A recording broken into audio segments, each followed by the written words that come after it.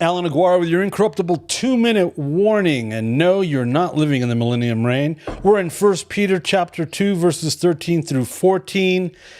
Let's do this real quick. All right. Here we go. Be subject for the Lord's sake to every human institution. Think about that for a second. Whether it be to the emperor as supreme or to governors as sent by him to punish those who do evil and to praise those who do good. Now, of course, we're thinking about politics, obviously. There's people out there that say this doesn't apply, or when Paul talks about it, because our government, they're not kings, they're not emperors, they're people that have been voted in. Well, this does say to governors as sent by him to punish those.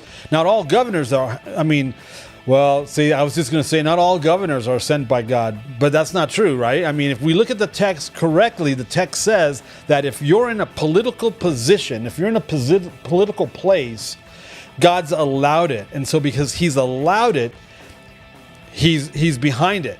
Now, we also know that Lucifer says that these are the kingdoms of the world and they're mine to do as with and to give to whoever I will. So there's a little catch-22 thing going over there, because yes, that's true about Lucifer, but if God's sovereign, he already knew that. So he already knew the fall was going to happen.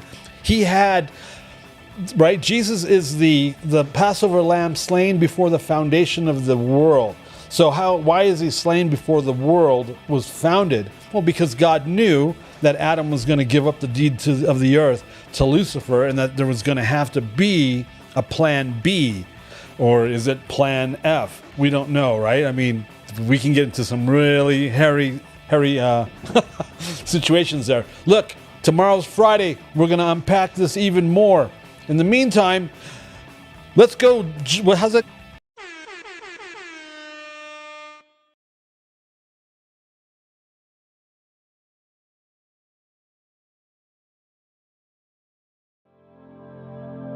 The views and opinions expressed during our broadcasts are solely those of the broadcast producers, hosts, and/or guests, etc., and are not necessarily the views or opinions of the Travelog Network, its sponsors, or affiliates.